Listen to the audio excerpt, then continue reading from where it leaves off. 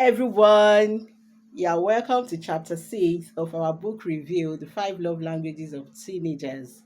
Let me use this opportunity to thank you once again. If you have been following me on the journey of this book review, thank you for watching so far.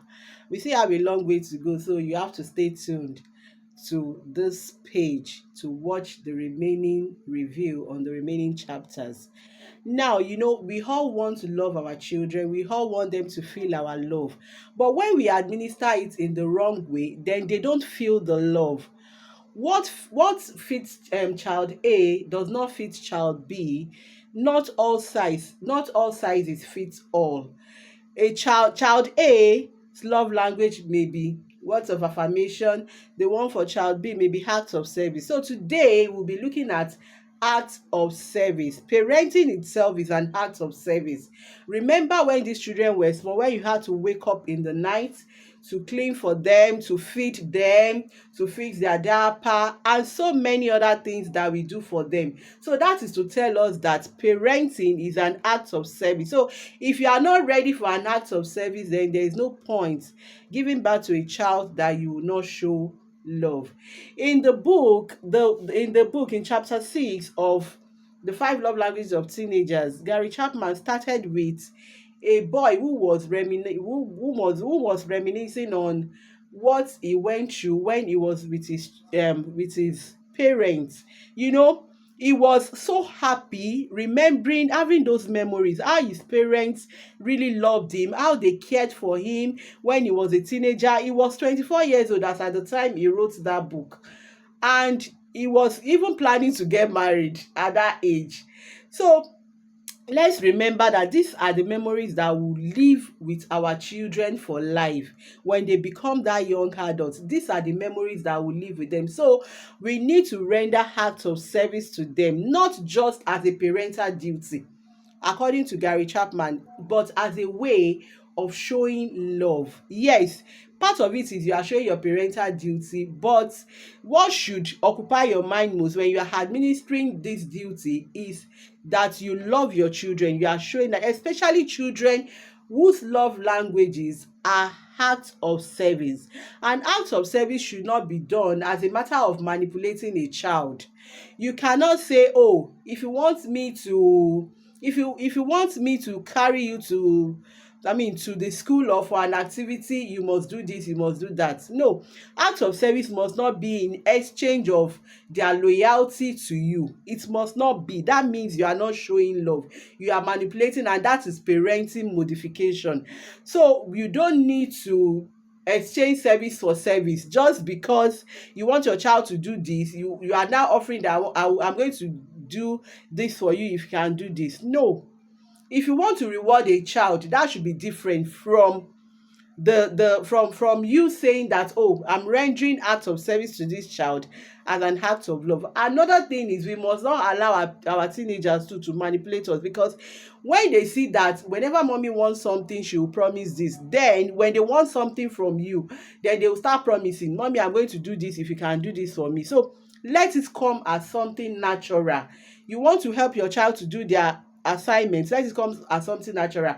And when we are doing it, let's not murmur, because in that book a child said that, oh, my daddy helps me to do my homework only if I force him, so I see myself as a burden to him, therefore I don't call him again.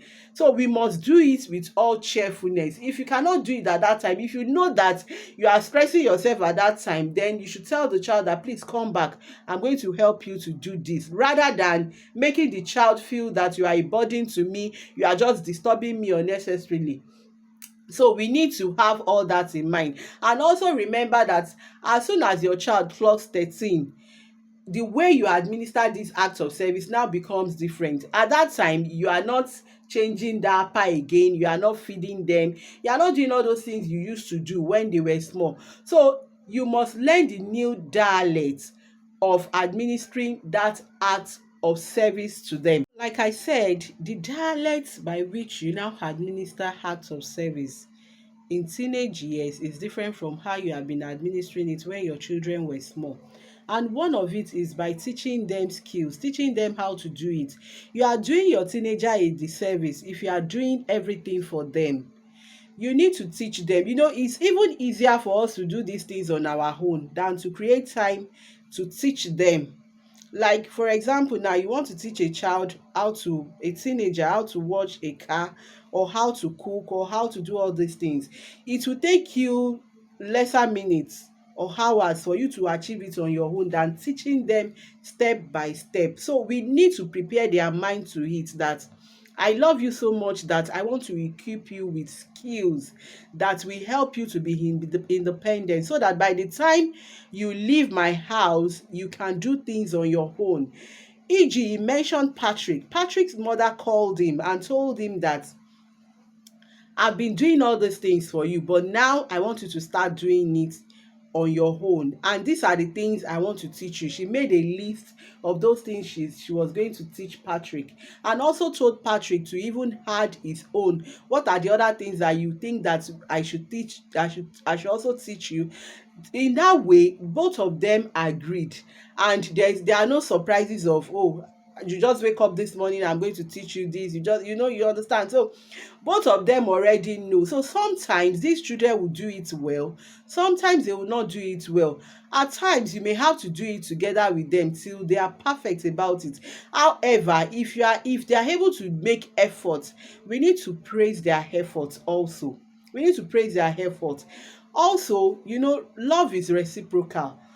When you show love to your teenager, you want them to also show love to you. So as you are modeling this thing, they too will also be able to model it to others outside. They will know that nobody is there to just be doing everything for me. So if I'm showing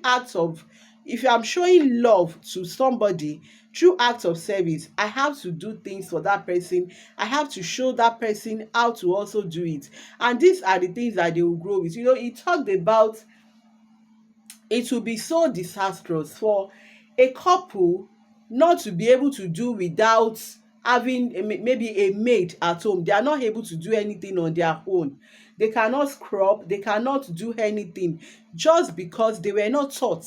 They will remember that it was my parents that did not teach me all these things. So while we have housemaid, or we have people that helps us, we should teach our children these little things, because life, sometimes you may not be able to predict what is going to happen in the future. We pray that good things will continue to happen to us, but it's very, very important for us to teach our children these skills. And that is also part of showing love to them through acts of service, through teaching them how to do things without minding that we are going to spend it. In fact, the time you are spending is enough act of service for the. To wrap up chapter 6, Gary Chapman told us the story of Scott, who was already dissociated with his parents. At 16, they got him a car. And immediately they got him that car, it was as if they made a very, very big mistake, because Scott stopped coming home on time. He had a part-time job in the afternoon. Immediately he finishes from his part-time, he will go out with his friends in his car. At 16, what do you expect? You gave a child of 16 years a car. I'm not saying it's wrong, whatever works for everybody. But in this case, the boy used this as an excuse to always leave home, because prior to the time that the parents bought him that car, they were dissociated with him. They don't talk to him, they don't appeal to his emotions. So he just saw it as an opportunity to always get away from home.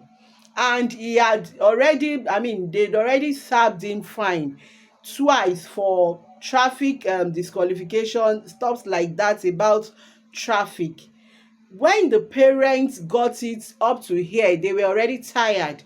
They had to consult with Dr. Gary Chapman about the behavior of that 16-year-old Scott, that they were going to retrieve the car from him. In fact, they were at a crossroad.